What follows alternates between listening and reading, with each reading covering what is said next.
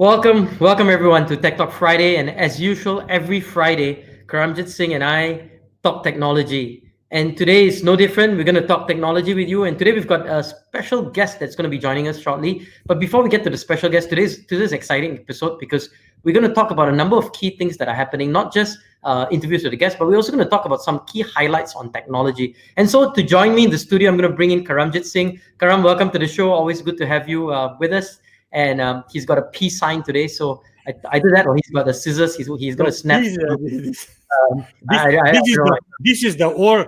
the old way. So the What centennials do peace this way. Centennial peace. or is that? I thought it was like a scissors. You want to snip somebody off, who talks too much, or maybe it's for your beard. Just do a bit of snipping as we have our show. Now, Karam, we've got a great show lined up today. We've got a guest who's going to be with us. Exciting guest. So maybe you can quickly do an introduction because we also have some talk on technology. We've got a special highlight on bounce back that's coming up. So I don't want to waste people's time. Tell us about our guest, Karam, and do a quick introduction. I'm going to limit you to about 35 seconds and not 4 minutes introduction. And then let's bring the guest in and let's have a fabulous conversation with her. And as always, if you have questions, if you have comments, put it on the comment section, whether you're on Facebook, LinkedIn, YouTube, wherever it is. We'll be happy to answer them as we go along, right? And I promise to try and feature as many of you as possible. I promise I'll try. We'll see. Okay, Karam, who do we have today? Well, we've got Stephanie Ping, who's one of the co-founders of co-working space called WORQ, which is actually slang for work. So okay. WORQ. So it's like instead of doing peace this way, you're doing peace this way. That's like WORQ. But there's a Q there, right? Correct. Walk with the Q, huh? All right, That sounds good. So you any other things you want to tell us about Stephanie before we bring I haven't told you anything yet. I just say WORQ. So listen. Yeah, let me talk, man. Okay, broadcast manager, studio manager, mute Roshan now. Listen. So Stephanie and a co-founder, they launched their business in 2017, okay? And their first location was actually Glow Damansara in Selangor. And they have, I think in the early spaces, they did early years, they did really well, about six times growth, X6. But when you're starting from zero, X6 sounds good, right? But what's even more amazing is she has built this business despite the debacle of WeWork, right? Globally now, the co-working space, the perception is it's a dead market. And then you've got COVID coming in. Everybody stay away from me, right? I can work remotely. Yep. And in the midst of this, I feel like Stephanie pulled a rabbit out of the hat because she and a co-founder raised 10 million ringgit from investors. And 7 of them are existing investors. They came in this round and she brought in new investors also. And I'm just blown away. And which means that she has done an incredible job, and also which means that she and her co-founder have seen something that all of us have not. The fact that they think this market can work, and they've persuaded investors to come in. 10 million ringgit in this market at this stage is amazing. Fantastic. So, let's get her on and let's find out who Stephanie is first. All right, Stephanie, welcome to the show. Always good to have a special guest. And this weekend is the Global Women's Empowerment Summit that's happening right now. So it's good to have a woman on our show. Too many guys on the technology show. So it's great to have you, Stephanie. So Stephanie, maybe as a quick intro, Karam talked a bit about WORQ and about you being able to raise 10 million. Maybe you can just give us a quick introduction to your background and how you ended up in this space of managing or building a co-working space, one of the early co-working spaces that started in Malaysia, actually, right? Yeah. So I guess the first introduction would be not to correct Karamjit. He's usually correct about everything. No, I think he's usually wrong. So please correct him. We do that all the time. Okay, big correction. I see so far very good. But the name is actually WORQ, WORQ, spelled with a Q. Not spelled with a K. Q for standing for many things like quality, quirky, and all the other Q words. But actually, you are not in the minority. I've heard many people call it WORQ. Some call it WORQ. Some call it work. Some call it work. I quite like work because it's very like a Star Trek type of thing, right? Star Trek, yeah, man. Star Trek all the way. Yeah. So my background, yeah, that's the question. Yeah. Just a quick one. Just a quick one. Okay. So I'm from. I grew up in Malaysia. I went to primary school, secondary school there. I went to Taylor's University in Subang. And then I had then applied from the influence of some friends who are going to the US. Most of the people are going to the UK. But they told me, okay, US is good. So I did some research. So I applied and actually got into Stanford. Um, Sort of on my own account lah, because I'm not necessarily the smartest kid in the school. I mean, I'm okay, but I'm not the shining star, right? And then but they look for, I guess, all rounder, what you say, that kind of stuff. When I got in, I also doubted myself. I wanted to go to the admissions department to ask what's the reason, like, did you make a mistake? But when I was at Stanford, actually, I talked about this to a lot of my friends, and they said, "Yeah, I think they made a mistake with me too." Almost everybody thought that. And then years later, I had read that they like to look for, in a way, people who will take certain risks so that they will succeed. And I think I see almost their wisdom nowadays. Maybe my scores are not the highest. I may not be captain of everything, but there is that quality about me that nowadays I use it for my advantage. And then I went to do work in the Silicon Valley. And then went to work in a fintech startup in Chicago. That one's very good. It got sold out to a public listed company. And then I really miss Malaysia, I would say. In the end, I calculated, okay, every single second of my life that I'm missing out on nasi lemak and friends and the kind of language that I speak and the forest, everything that we have. I don't think it's worth the paycheck, though it's a good amount. I just don't think that it's comparable, and my family and all that. So I decided to come back after 14 years in the US. Wow.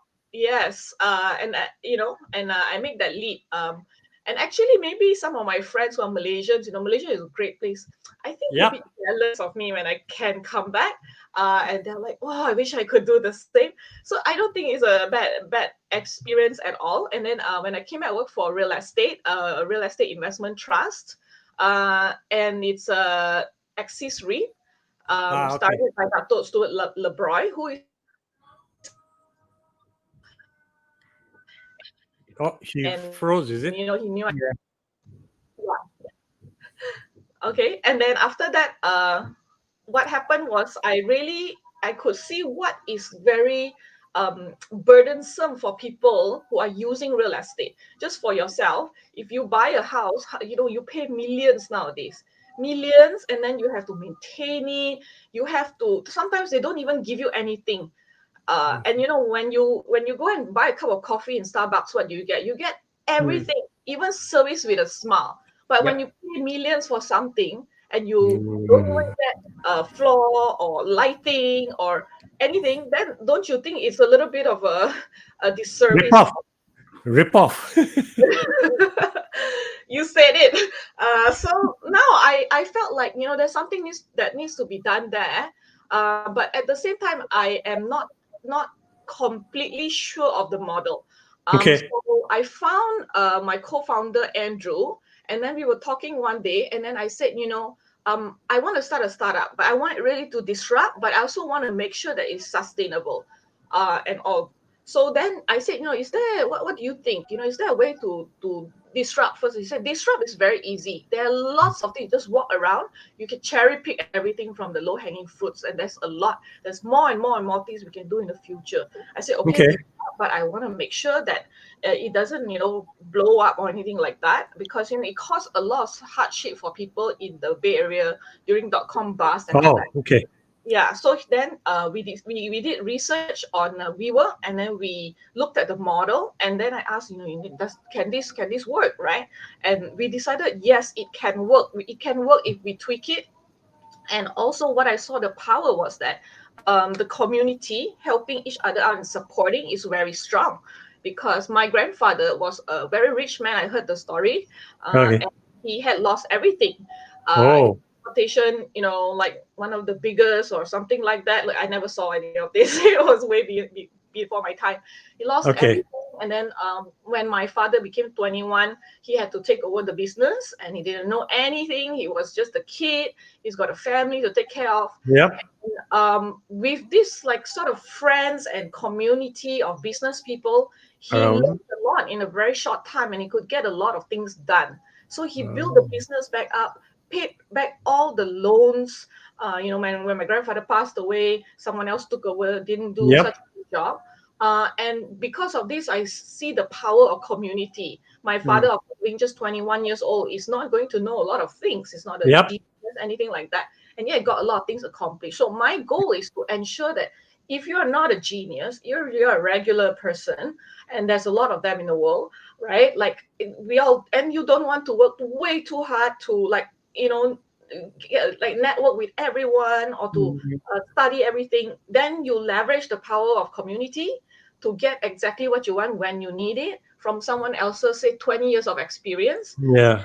Then you get the things done that way. So I think it's very powerful. It's changing the way people work. Fantastic. So, Wow. I just to go around, there's a lot of comments coming in. Some people say hi. Devendran says quarantine. Eunice says hi. Q for quarantine. Oh. No, hey, I've got a great one. Q is quintessential. Yes. Essential, yeah, like that one. Yeah. Farouk says, welcome home, Stephanie. Reverse brain drain. More Malaysians abroad should emulate your courage. And with a love sign for you. Wow. Yeah. That's Farouk. So Karam, you wanted to talk a little bit about the funding, right? And Yeah. How did she do it when everything was so dark and gloomy, right? On top of COVID, it's incredible that your investors saw the potential. So what did you all see to make you believe that this is actually a sustainable business, and with your ambitious growth plans, right? I mean, it's shocking to me that you say in 10 years from now, or 5 years from now, you expect to have 1 million square feet of real estate to offer to people for their offices. It's amazing, man. Yeah, so the funding is a funny story. Of course, we will have already happened. COVID, and don't forget, change of government is another thing, and the oil price crash. So 4, not triple, but quadruple whammies, Yeah. right there. And we did, of course, check the market pulse and ask around. A lot of very experienced sort of VCs and all that also did advise, let the news, pass first. Settle. Okay. Let's settle. Of course, you got good numbers. That's great. But a lot of people just, no matter how good your numbers are, going to not want to do this because it's also very hard to explain to Yes. So but then after I talked about with Andrew, I realized, I'm sorry, I'm not going to wait because this is not the real thing. As the news and all that is just floating around and all that, right? And the real thing is that the numbers look good, and we should raise to, especially in this environment, though it's hard, right? Yeah. In this time, if you have cash, then you're king. So it is even more important that we raise. The fact that it's hard should not stop you, right? Your teacher always say, okay, so your homework is hard, so you don't want to do. That's the reason, right? So we decided we are going to do it, and somehow because it's real, I felt like there should be some investors in the market who Interested. understand fundamentals, and that we have to explain the fundamentals. And of course, if they don't want to, then it's okay. But really, you have to try it to figure out if you can raise in this environment, and if you can, you really learn a huge lesson out of that. No, but when you say you try to look for investors who understand the fundamentals, essentially the fundamentals of your business look like they have changed. So your current track record up to maybe June will not reflect the track record going forward, right? Because of people now realizing they can work remotely and there's less of a need for office space. But I also note that your belief that you feel that because of that, and this is the amazing thing about entrepreneurs, see opportunity where everybody sees doom and gloom, right? Say yes, but people even more so now, people want to their office investments, they want it to be like on tap, right? Can turn on and off, and not on a monthly basis, maybe even for 2 weeks or 1 week. So you saw that, and somehow you convinced the investors, yes, this is the way it's going to be. That's amazing, man. Yeah, thank you. Yeah, I mean, like, COVID is not necessarily a bad thing for all of us, right? It actually, if if we can accelerate the adoption of more sustainable practices, it's really a good thing for everyone. So if working from home, it can be very productive for the whole world because we don't have to sit in traffic all the time, but we just need to make adjustments. I mean, in the long run, there's going to be much better value for everyone. So how can we tap into this value and how can we bring it to people, right? So for co-working or flexible office, you call it, like you say, it's like a tap.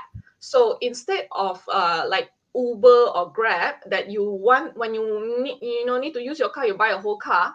Now you just buy one ride at a time, right? Very similarly for corporations, especially usually they take a whole package or sign up for a whole place for 3 years at least. 2 years, 3 years, 2 years, 3 years. Usually some even go a lot higher than that.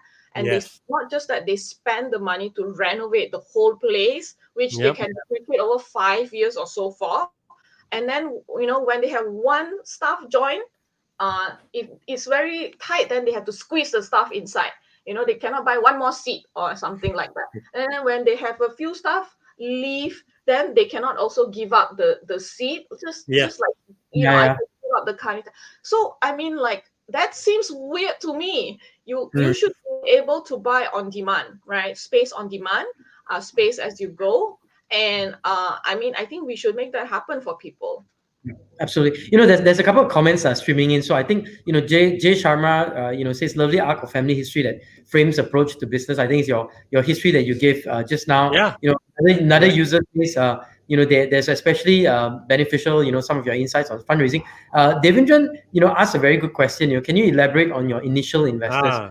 Were they friends, industry-related experts, or serial entrepreneurs or investors? Who are they, and how did you end up getting them? I think it's good question. Thanks, Devendran.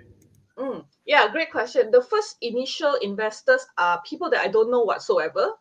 And in fact, one of them told me, it's good that you are not asking money from your family because you shouldn't do business with your family after you fight.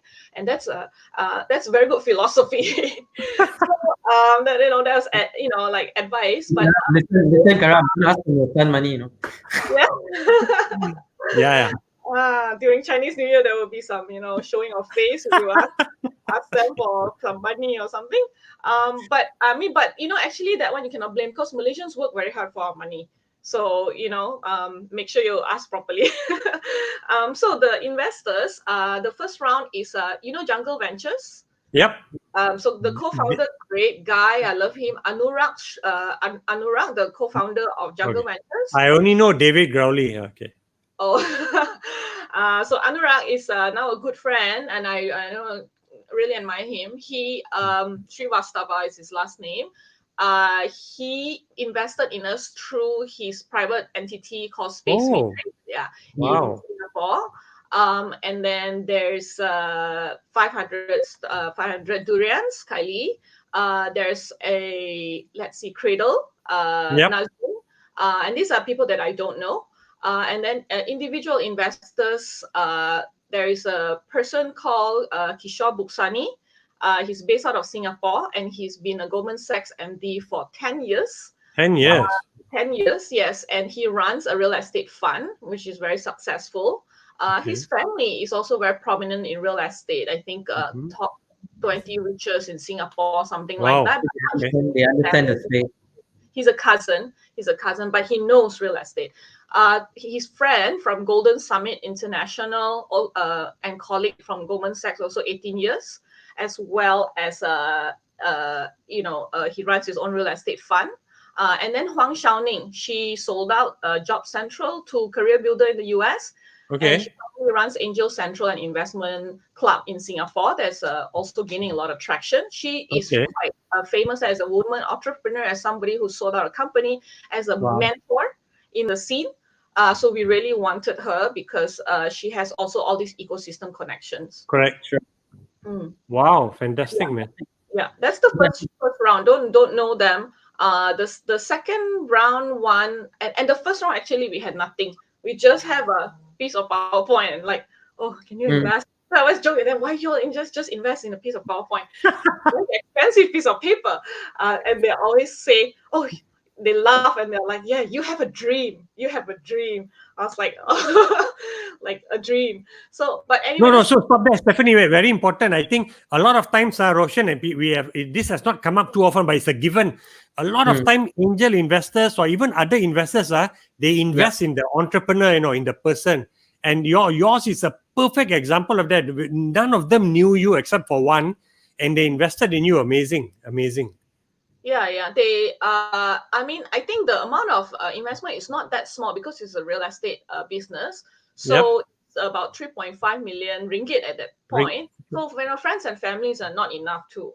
Yeah.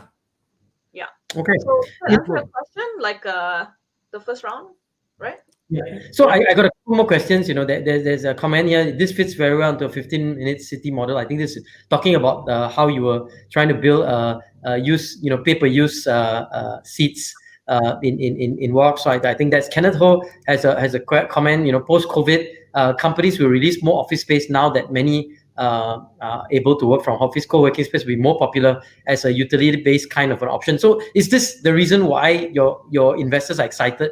And they're thinking of that 10 million that you raised, is this part of the reason? I mean, what Kenneth says driving the additional investment that's coming to you, Stephanie? Yes. No, but okay, sorry, Stephanie, but what Kenneth is saying goes against the community feel that you say is important, right? When it's a utility and you come in and out, then there's no chance of building community. You can only build a community when it's a stable kind of group of people together. You create bonds, spontaneous interaction. So it weakens the community argument. So that's one of my tough questions for you. Okay. So actually, no. Even now, in our business model is in-baked that we have people who come and go, and it adds to the life of the community. We have the private suites people who, yes, they rent 3 months, 6 months, but if you look at our data, they stick around for since day one, 3.5 years. Many of them have used it as a permanent space, even though they sign for short-term leases or some now. I'm going to sign longer since I've been here for so long. And yes, they are the permanent people inside, but then we also sell a lot of hot desks, which are people who come and go, and we purposely do that. Some co-working spaces have stopped that. Okay. I didn't know. We work some of their locations does not have hot desks. And the reason we want the hot desk, we want it, is that it brings in the life. It has a lot more freelancers, and that community and the vibe of the young starting out is what you really need in the community vibe. But back to the question of the timing, right? Is that when how in the industry it's like that curve you see in the start.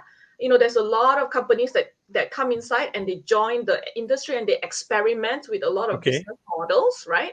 And then when one of the business model works, the numbers work, signified by your profitability, signified by you can get customers, signified by you can take, say, co-working spaces that are not doing well and turn it around. Having confidence that you can take it in a very quiet mall or something like that and make it work. So all those are things that signify that your model will work. Now for WORQ itself, that model have been proven. Some companies will fall off, and then now is the time that it will accelerate very fast. And the growth will be very fast. And of course, later on in the future, probably going many years later, will be a mature industry and sunset and that kind. So that it's at that part of the curve right now. But you must show that your business model, you have the formula, the secret sauce, and that your formula works, and that your in this environment, especially your fundamental numbers, your financials, we will grill a lot on that. It's a no mercy kind of race.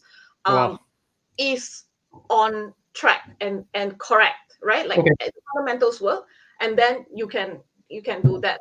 I mean, nothing for sure, but yeah.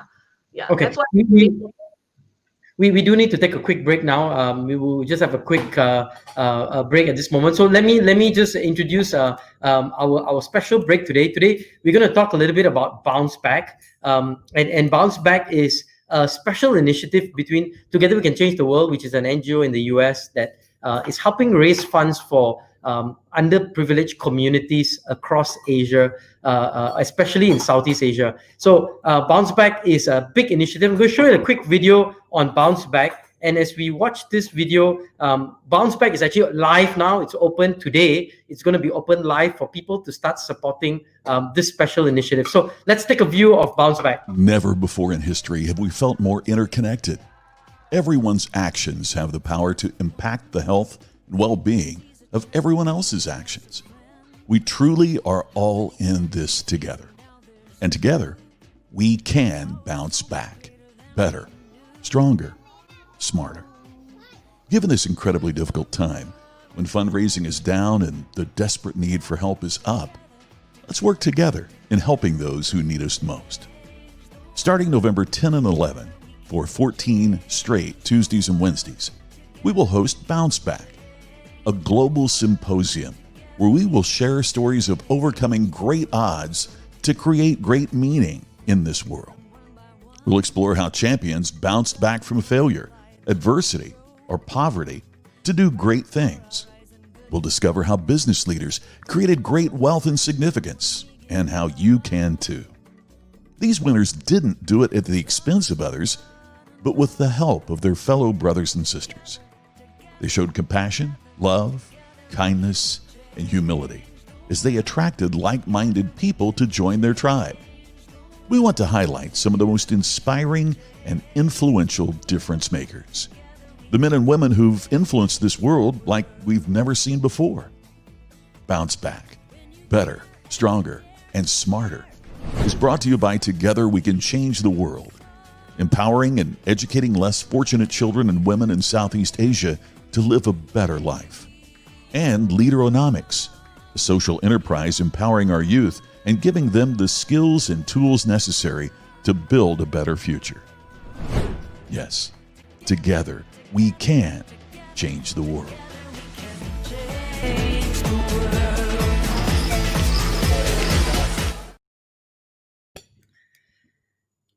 So very special this week only. There's Bounce Back is officially on, and if you go to that special code at the bottom, there's a promo code. Especially for me, created a promo code. You can get 30 US off. It's a special summit with 12 great speakers from all over the world that will be speaking on how you can bounce back and how you can make a difference in life. So look out for that. Go to the website below, bouncebacksummit.org, and you should be able to sign up for that summit. So with that, we're back to Tech Talk Friday, and I'm going to bring back Karam and Stephanie. Karam, welcome back to the show, and Stephanie, welcome back to the show.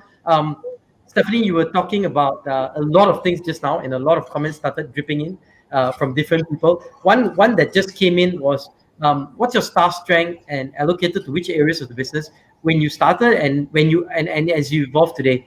You want to take that also from Devendran? Sure. The staff strength when we started was, of course, just me, then Andrew, then we have an intern, and we added on a full time after we raised. So we do everything ourselves. And two interns. So then that's when we opened the first outlet, and of course we were all very busy. And then now we are at, I believe, 36, and we are quite careful when we add staff as well. It is cost to the company, and we do want to build our staff up and have them with us for a long time. So we ensure that we make the decision properly. So that's the staff now.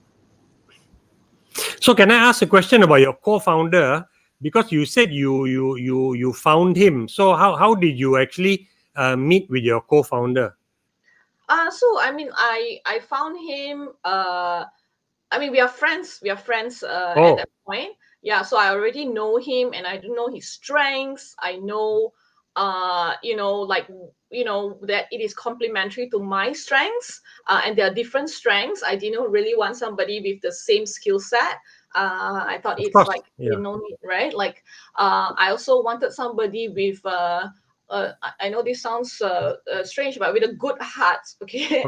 Why? Because I always feel that though we are all not perfect, the good heart will make you quite calm and relaxed and easy to absorb information and learn new things. So I feel like that the good heart and the being smart and all that is really hand in hand. I think Andrew embodies all of that. If you meet him, you'll see he's really quite sincere. He does look like like an intern, a little boy. Maybe people don't take him. Peter Pan looks, is it? Peter Pan looks, yeah, Peter Pan looks, and but he's a human Google. He can calculate everything in his head. Everything will spew out of his head. He's like a geek, right?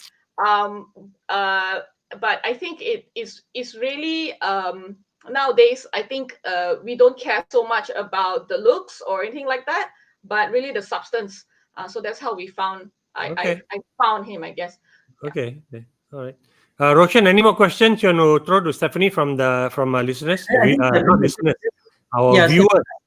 Yeah, no, Stephanie, I there's one or two more comments, but I'd like to know, as you start to build, WORQ, and now you go to this stage where you're somewhat established. I mean, you have got a product market fit, you've got traction, you've got customers, you've got a good base.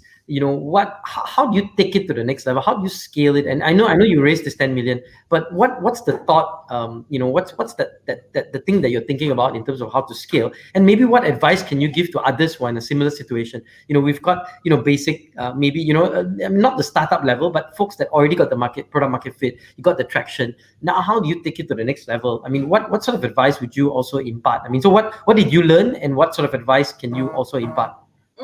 So I think a big part of it is about the team. When you are small, a lot of things you can do it yourself, and you can do it the way you want it. And because communication is also very fluid among your small team. So at that point, you hire a lot of generalists as well, because there's a lot of general things to do. Now, I think because the company has departments, with specializing in certain things, the hiring will be much more people which are specialists and also with experience, because then you leverage off of their experience now. And then the thing is also to understand, when to step back and let them do their thing. And of course, but then everyone's working together. But with work, what we really like to do internally, and I don't see this in many companies yet, is that we do this community work style ourselves. We practice what we preach. And what you notice is everybody doesn't come with all the skill sets that they need to do their job. But someone, by the time now we are 36 of us, and I'm sure we will add more with the latest fundraising, is that say someone is very good at sales, right? But for some of the things they're not very good at, so they will have to leverage someone else and ask for help. Can be even say accounting department. Say our accounting person, Jana is very good at say designing T-shirts. Then for when you need to do some event or something like that, then you ask right to do the T-shirts. And these kind of small little things happen inside the company, and especially in our working community in WORQ, our customers, and that will help us achieve a lot. So the team structure, and they must have complementary strengths.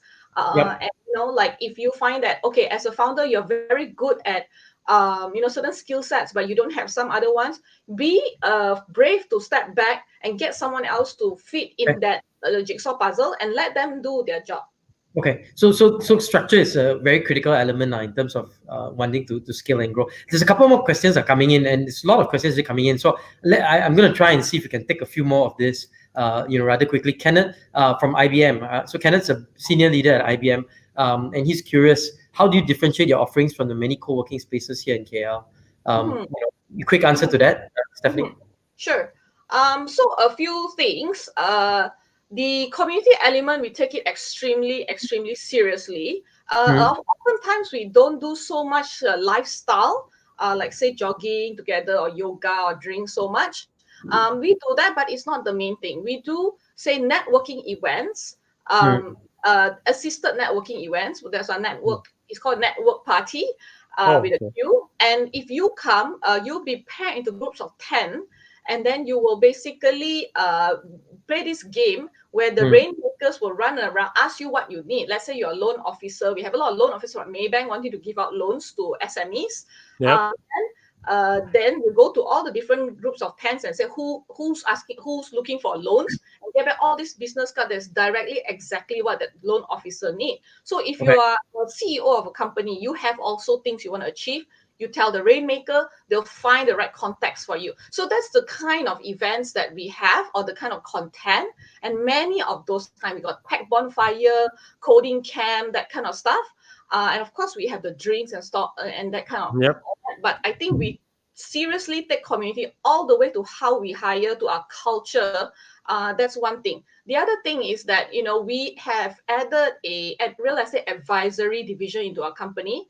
We hired a PhD in real estate, and this will help advise the companies that usually are bigger to plan their workspace needs and make it very fluid, very low cost, and very low risk for them, so that they expand their team and decrease their team as much as they want. They can have teams coming in from Hong Kong, whatnot. When there was a riot over there, there's a lot of needs for BCP. We're offering BCP. The whole end-to-end solution needs it to be pieced into a puzzle, and it will be very made just for them. Okay. You talk about tailoring and community.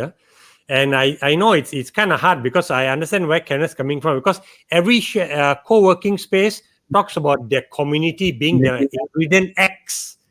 Yeah. And in the interview also you mentioned that. So I guess it's hard to relate to that and say it's different until you have actually worked in maybe the commune, right, or the colony, and then come to your place. Then you can say, hey, it feels different here somehow, because it's great that you talk about it, but frankly, it's hard for us to relate and say, she's right. Unless one of our viewers is actually experienced working at somewhere in your place, they can share their comment. Hopefully, you're not staff for work. Huh? I think there's a good question here from a LinkedIn user who I think this is more of the creative tensions with your co-founder, right? So have you had tensions, or maybe it's not creative, but any sort of disagreement or misalignment that you've had with your co-founder? How do you resolve them? And I think there's a struggle many times with, especially if you have a big, multiple co-founders, right? With different, beliefs. I know many years ago, Vishen Lakiani from Mind Valley was talking about why he bought out his co-founder ultimately, because of all these differences in vision and beliefs. So how about you? I mean, what's your story, when it comes to these tensions? We fight all the time. It's normal. And there will be different views because I picked him for his different strengths. But the fight is healthy and we like it, and it's part of the whole journey. And there's something be wrong if we don't fight and see who wins that point of view, and we debate, right, and say who's correct in this. And now we start to do this with our team as well. We encourage them to speak up, and the person who comes up forward and say, oh, that's a stupid idea, and is brave enough to say that and gets it right, a lot of times gets promoted. We promoted him, even though the stupid idea is mine, right? I don't like to hear that, but the data speaks for itself. He's right, so we promoted him, of course. So I think the creative tension is a good thing if there's a lot of trust. And the hard thing is you have to know when to don't trust yourself. Okay, you in this idea so much and he's telling you no, that's not correct. Who gets to win that decision and who gets to go ahead with that decision? So as a founder, I think that is my primary job most of the time. When I'm right, it's very easy. Go ahead and execute it. Okay, when I think I'm right, but I'm not right, how do you stop yourself? And that's the dilemma. Usually very data driven, and you see this person keeps getting right on this specific topic. Okay, let him win and do it, and you see if it works or not. And if it does, then that person is the expert in that, and you have to keep quiet. And it's their thing to win. Fantastic. It's time's catching up. So I think, Karam, we have to go to our new segment in a bit. So Stephanie, really appreciate having you here. Karam, any final summary you want to give on the conversation we have with Stephanie? I think so I'm wondering, Stephanie, how much of your ability to raise funding, because you say you have a Stanford degree, how much of you think that the law of the Stanford degree kind of, when you reflect that, help you to get in the door to make your pitch to the first round of investors also, where you said you had a dream and they wanted to bet on the dream. I'm just wondering about that, because I hear people telling their children that actually Ivy League degree is not so important, especially if you're in a technical degree, right? You're studying something technical. You don't need that brand thing. It's a networking when you go to a Stanford or MIT. But what do you feel with you having had a Ivy League degree? Did it help you? My investors also got Stanford degree, so they are like, whatever.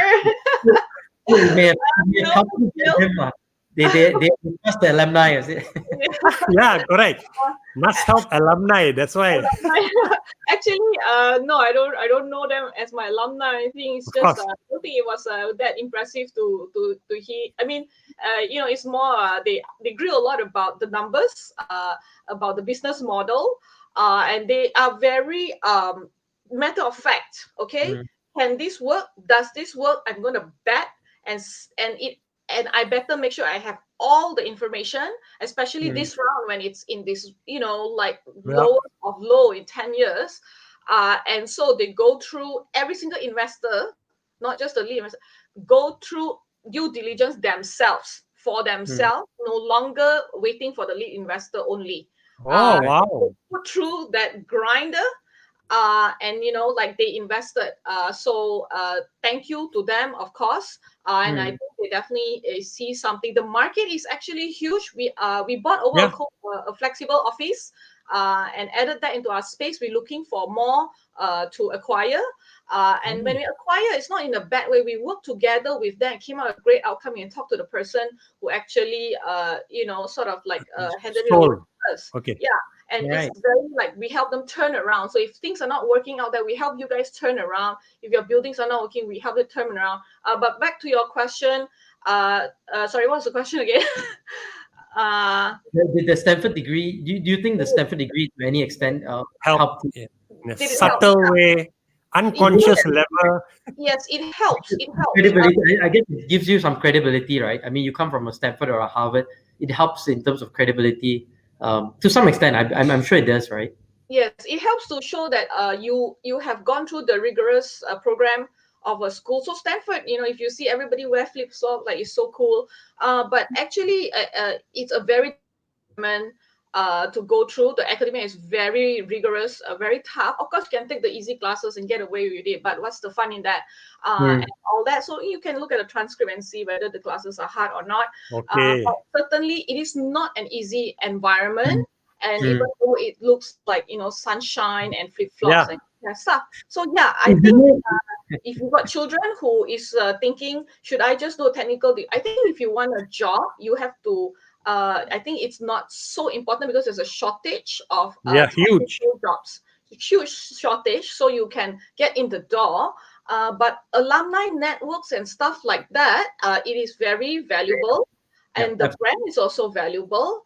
So I think it is also important. Yeah. Okay, so we don't have too much time. So Stephanie, thank you so much. Really appreciate you being out here. We're gonna do a bit of a quick wrap. I've got two stories lah. So I've got two stories I'll talk about at the end. But before we do a quick wrap, there's a couple more questions. So Steph, thank you so much. We'll put you in the studio. We'll get you back in a second. Yeah. There's a couple of questions I think from Jazbe, who asked. She just arrived and she's like, I want to watch this session. You can watch it on LinkedIn, YouTube, or Facebook. It's there, or you can also watch it on Nicole, which I forgot to share. So I'm going to do a very quick African video today on Nicole. So give me a second and let's do our Nicole Promo.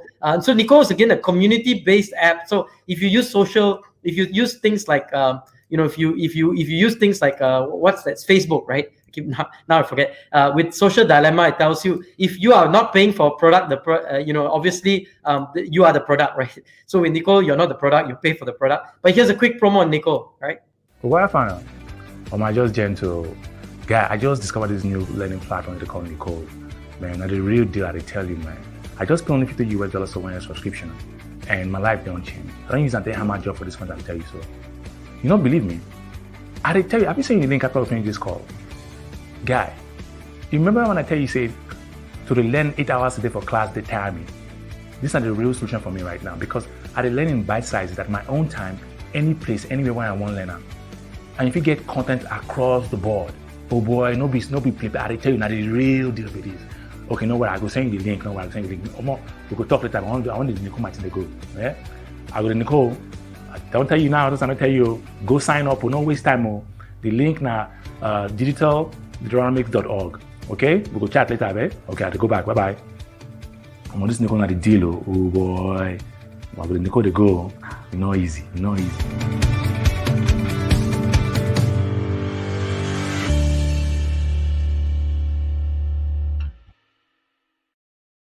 All right, there you see it, Nicole. So there's a special. They made a promo just for me, 30% off this Nicole community. Use that code over there, and you can get it. So Karam, we're going to talk a little bit about tech news today, and get up and running on that. So give us the latest and the greatest. So maybe not the greatest lah, but and Stephanie is listening in also. This is interesting because this is a startup in the healthcare space called Health Metrics, and Stephanie raised 10 million. These guys raised 20 million. Actually, it's $5 million, which is about almost 21 million ringgit. It's a corporate healthcare benefits and wellness management platform. So the CEO, I spoke to him, Alvin Yuan. What I found interesting, Roshan, is that he actually had Cradle funding. And I asked him about the Cradle funding. He said the Cradle funding was critical to help him get over the valley of death in the early days. And Cradle gave him $500,000 ringgit. Wow, so credit to Cradle for being a very key part of his success. And remember, even Stephanie also raised money from Cradle. So after when she gets on, I want to ask her, Cradle, the question is, Stephanie, is that how important was the timing of the Cradle funding for you? Okay, so that aside, so with these guys, they raised 20 million, and the lead investor, Roshan, was a Japanese company. And the Japanese investor was interesting. He hailed about a health metric. He said they can scale, go regional, but also when your corporate healthcare wellness platform, you're B2B. But the Japanese investor says that I think these guys can go B2B to C. So I spoke to Alvin. I asked him, hey, how come your new investor thinks you can go to the C element? Then he explained, because when you're doing corporate wellness for your client, you're helping the client manage their staff, right? To make sure that they take care of their health better and they know where to go to get help. And then you're dealing with actually individuals. So because you're building a relationship with them and you have data on them, you can then add the C element to do maybe sell insurance to them and all that. So very interesting how your B2B business can lead them to add a C element there. So I will stop there, but go and read the article. It's very interesting. And we actually want to get Alvin on to the show one of these days or so. He says, hold on, we're in the heat of raising our money, too many things coming at us. At some point, they'll come on the show and all of you He's already raised the money, so the money's already been raised. They already raised. So the story came out already. But the interesting thing also about Alvin is he's a pharmacy graduate. So when he started working, he joined an insurance company, and his job was to go to corporates and try to sell them a plan, to join the insurance company, right? And he realized, Roshan, that the system was inefficient, and the middlemen were playing an inefficient role. Because these are traditional middlemen role, right? So he brought in digital. Very interesting. So I'm sure there are a lot of pain points out there. So any other quick stories before we get separately back? Magic. So because Stephanie was talking about being a platform, so Magic has launched a new initiative called the GMP, Global Market Program. And here they're focusing on helping mid to mature stage startups focus on expanding to Taiwan, India, and Europe. Right? Very interesting. They pick this market specifically. So what they're doing is they're going to help you get your product market fit. They can help you network, and they'll also send you, Roshan, what's interesting about this program, they will then send you for market exposure to whichever of these countries you want to go to, and you talk to local people there. When you come back then, they will spend intensive time with you to help you readjust your model or your product also to fit with the market, and you actually go back a second time to the same market with a better product. So I find that quite interesting. And of course, there's mentorship and there's, they help you grow and scale. This is just brand new. So they're looking for companies to help. So those of you listening, you think you fit in that space, go and read the article, go to the website and reach out to the guy. You're part of this. And I think the if I'm not mistaken, the Taiwan one is closed, but I think the India one is still open. So fast Taiwan one is closed already. Okay, I didn't know. I signed up for the Europe one, by the way. So I'm going to Europe, man. Okay, man. Hey, taxpayer funding. Okay, make sure we grill Roshan. Make sure it doesn't go there for holiday. Okay. I went to Stanford with Magic, so that's another. So I'm technically a Stanford alumni too. So Stephanie, beware. We are alumni now. Hey, hey, we want to see X growth, X10 growth from you soon. Okay. So I have to live up to this Stanford alumni type. But I think it's very interesting. I got to ask you, because your good buddy and friend and his wife just got tested positive for COVID, right? Donald Trump. So my very, very good, my blood brother, yes. So no. So Trump's tested positive. So what's that going to do for US? So before that, I think you had a question for Stephanie just now on Cradle. So welcome back. Cradle funding. Welcome back. Well, my alumni, Stephanie. I didn't know you're a Stanford alum. No, he's not. He's a hanger-on. Hanger-on. I'm the Tipu alumni that goes to Stanford for 2 weeks. Hey, great ROI right there, right? As long as you got your flip-flops, okay? And I got the Stanford sweater, so that's all. That's not close. You're in the club, yeah. There you go. So anyway, timing of Cradle funding for you, how important was it, Stephanie? I'm wondering. Cradle is one of our biggest investors, especially in the first round, and the timing was very important. Cradle, huge network of startups. Because we are platform and ecosystem builder, it's very important to have them in with us. And I would say, if you can get funding from Cradle, take it. They are very supportive. They have the heart in the right place. And that's why I say, heart is also important in doing business. And they will help you. Not only they will help you, they can help you because they have this network. So, pulling from the other startups that they have and how these other startups can work with you. Is one thing. Giving you all these resources, partners, they help you advertise on some of their platforms. And the staff is fantastic there. The leadership is fantastic there. So I would say it is something that is a huge part of our success. And that's why when you see in all our event space, there is a mention that is supported by Cradle. I really think they, especially in beginning stages, because they really support small startups, but I think also bigger ones that, can bring more and more good to the ecosystem, such as us with our community, they keep on supporting. So shout out to Malaysian corporations that are of this nature, Magic, Cradle, MDAC. They are all working with us very hard to bring the ecosystem a lot of good. Excellent. And as I say, if you're thinking of coming back, doing business, I think you should. Yeah, you had a lot of help over here. Hey, I know. Gopi gave such a glowing testimonial. I thought the bugger must have shares in you, okay? He's trying to get a job with you. Not even half a share. All right, maybe. Okay, we got to wrap up the show. There's a couple of thank yous. Dave Indran says thank you for the sharing. Kenneth from IBM says thank you, Stephanie, for the sharing.